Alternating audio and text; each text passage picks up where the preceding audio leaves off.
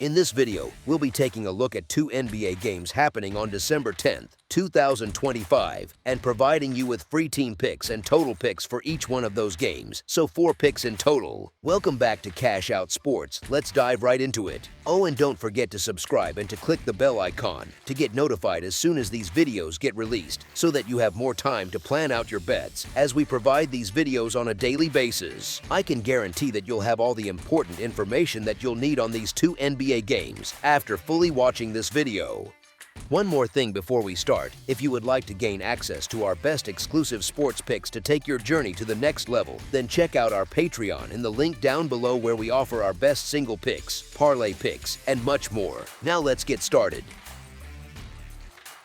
Phoenix Suns versus Oklahoma City Thunder. Phoenix and Oklahoma City meet in the NBA Cup quarterfinals on Wednesday night in Oklahoma City, and it has a little bit of everything: star injuries, a scary favorite, and an underdog that keeps cashing tickets. For Phoenix, the injury report still lists Isaiah Livers and Jalen Green out, with Devin Booker upgraded to questionable. Booker has been sidelined with a groin issue since last Monday, but there is some optimism that he can get back on the floor for this one. On the Thunder side, Isaiah Joe and Isaiah Hartenstein remain out, but the big headline is that they expect Shai Gilgeous-Alexander to return to the lineup. Anytime he is back, the whole feel of that offense changes, and you can pretty much feel it in the line. Phoenix is quietly playing solid basketball. The Suns went 3-1 in NBA Cup group play and have won 2 of their last 3 games, putting them at 14-10 overall. The roster is different than when Kevin Durant and Bradley Beal were highlighted as the main draw, and even if the top-end star combo does not look quite as overwhelming on paper, the rotation around Booker is functioning better as a collective. Dillon Brooks is averaging 22.3 points per game, and 7 players on this roster are scoring in double figures,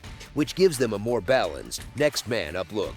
It is not always pretty, but it travels. Booker being out has forced the role players to stretch a bit, and sometimes that is actually useful for teams in December. When a star returns, the supporting cast has already had extra reps with the ball, and that can make them less hesitant in big moments. There is a bit of that vibe with Phoenix right now, especially after an upset win over Minnesota without their leading scorer. On the other side, the Thunder resume speaks for itself. They sit at a ridiculous 23-1 and are tracking toward a historically great regular season record. They have blown out plenty of opponents, but interestingly, that is not how the last matchup with Phoenix went. When these two met in Oklahoma City on November 28th, the Thunder only won by 4 at home. Earlier, on November 10th, Oklahoma City took a 123-119 win, and Phoenix covered comfortably as a big underdog. So even with OKC rolling through the league, the Suns have already shown they can hang around with them. From a trends angle, the head-to-head data leans toward the Thunder on the scoreboard. Oklahoma City is 8-2 straight up and 7-3 against the spread in the last 10 meetings with Phoenix, including that recent 4-point win a couple of weeks ago. However, something has shifted with this Thunder team. While they keep winning, they have become less automatic against the number, sitting at 13-11 against the spread this season. They are no longer that scrappy underdog that covers for fun every night, and the market has clearly caught up to them a bit. Phoenix, on the other hand, keeps grading out as undervalued. The Suns are 15-8-1 against the spread on the season and 8-4 against the spread in their last 12 games as an underdog. That combination of being competitive against elite teams and still catching points is exactly the profile bettors look for in a tournament setting like this. The effort level is usually high, rotations are a bit tighter, and big spreads can feel a little inflated when both teams care. Honestly, knowing Booker's confirmed status would be a big help, because he changes the Suns' offensive ceiling and their crunch time scoring. Even so, with Phoenix already proving it can compete with Oklahoma City, plus the strong underdog trends, there is a reasonable case that this spread asks a little too much of the favorite in a knockout environment. The Suns will need to be sharp, but they have already passed this kind of test once and have shown they can keep it close. As our first pick for this matchup, the Phoenix Suns to cover the spread as underdogs is our full game side pick. Oklahoma City comes in averaging around 123 points per game, while Phoenix is sitting at about 116 points per game. Put those together and you get a combined average in the neighborhood of 239 points. That is a notable gap above the projected total that is sitting in the 225 to 226.5 range. On the surface, that alone suggests a cushion for an over, especially if the pace holds and the shooting is even average. It is not completely one-sided, though. The opponents of these teams are combining to average roughly 220.4 points per game, which is noticeably below that same betting line. That number hints that their defenses and game scripts are not always pure shootouts. Still, Thunder contests as a whole are averaging 229 total points, which lives closer to the mid-200s and 20s and supports the idea that their style tends to pull games upward in scoring, even when they defend well. From a broader data angle, there are more nudges toward a higher scoring outcome.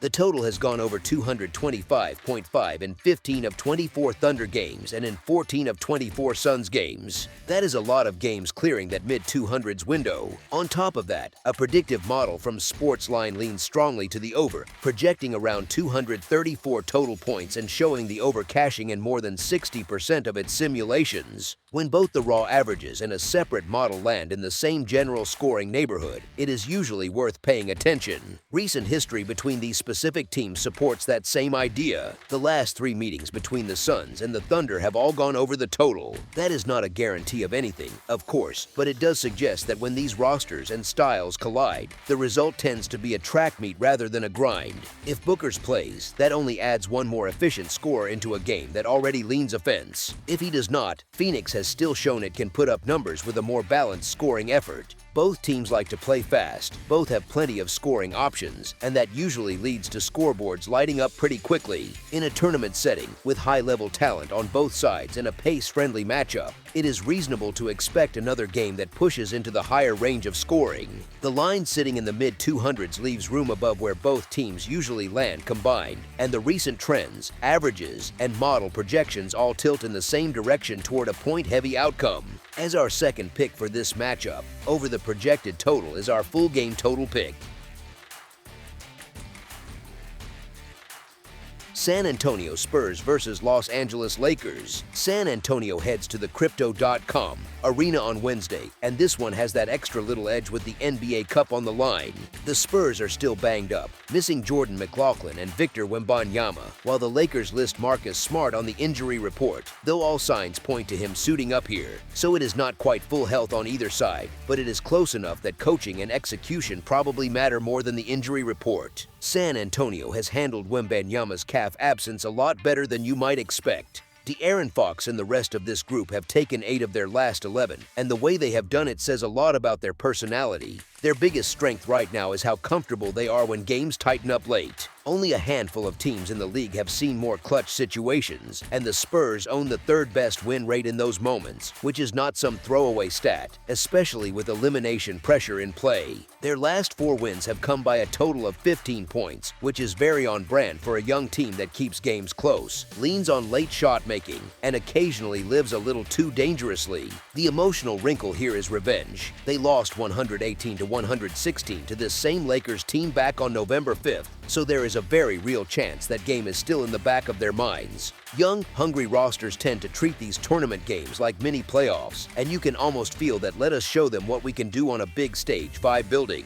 That edge matters a bit when you are talking about a short number on the spread, because intensity often travels even when shots do not. On the other side, the Lakers bring their own clutch resume to the table, and it is even cleaner. They are a perfect 8 out of 8 in clutch games this season, which is hard to ignore. LeBron James just bounced back with a monster showing in Philadelphia, and that narrow 4-point win was a good reminder that he can still drag a game toward a result almost by force of will. Luka Doncic is back in the lineup after missing time, and realistically, a lot of what the Lakers do on offense is going to orbit around how sharp he looks. When he is right, the half-court sets look more composed, the late clock possessions are calmer, and LeBron does not have to carry every single creation burden.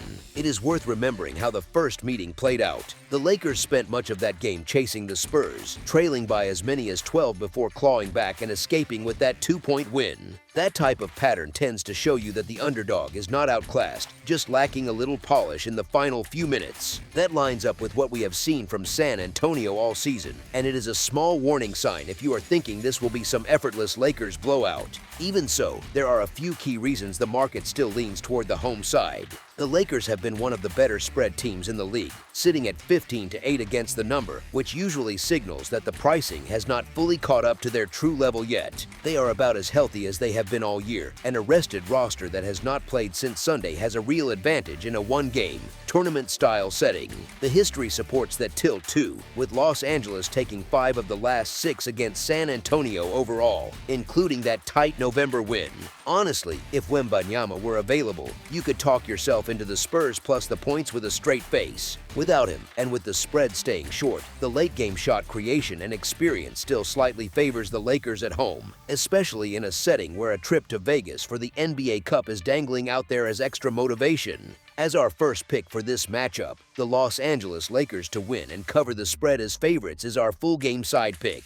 Switching to the total, this matchup looks like one of those games where season-long scoring numbers and recent reality are quietly arguing with each other. On paper, both offenses look lively. The Lakers are sitting around 118 points per game, and the Spurs are in that 119 range, so the combined season average floats near 237.9 points. At first glance, that makes a 236.5 total feel reasonable, maybe even a touch low if you only stare at those raw numbers. Here is the thing though, recent trends tell a more cautious story. Fox Sports notes that across the Lakers' last 10 games, the combined scoring between them and their opponents has averaged 232.3 points. That is roughly 4.2 points under the 236.5 line, which might not sound huge, but in total betting, that kind of margin matters a lot. It hints that game flow has slowed a bit, that defenses are digging in more often, or that late-game possessions lean toward grinding out wins instead of running up the score. If you zoom out slightly, you see a similar pattern from the combined defensive impact. Opponents are holding these teams to roughly 231.4 combined points, again comfortably under this posted total. It is almost like the number on the board is still reacting to earlier, higher scoring stretches and the occasional track meet, while the current version of these teams plays just a bit more controlled. Blowouts in either direction can inflate season-long averages, and those outliers are baked into that 237.9 combined figure. In practice, game after game,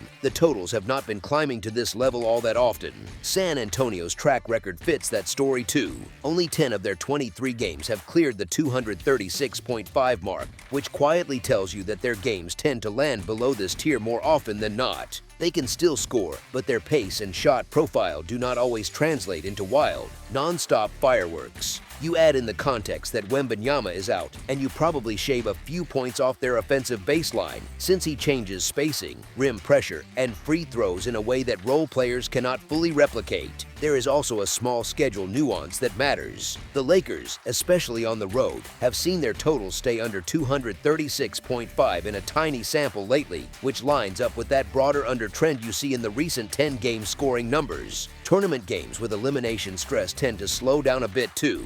Coaches shorten the rotation, stars hold the ball longer, and empty possessions feel heavier, which can drag the pace just enough to matter. So while the raw season averages suggest a high-scoring shootout, the more current indicators point toward a game that lives slightly below that threshold rather than soaring past it. Put all that together, and the recent form, opponent scoring trends, Wembanyama's absence, and the tournament setting all tilt this total toward the underside of 236.5 rather than another highlight reel scorefest. As our second pick for this matchup, under the projected total is our full game total pick.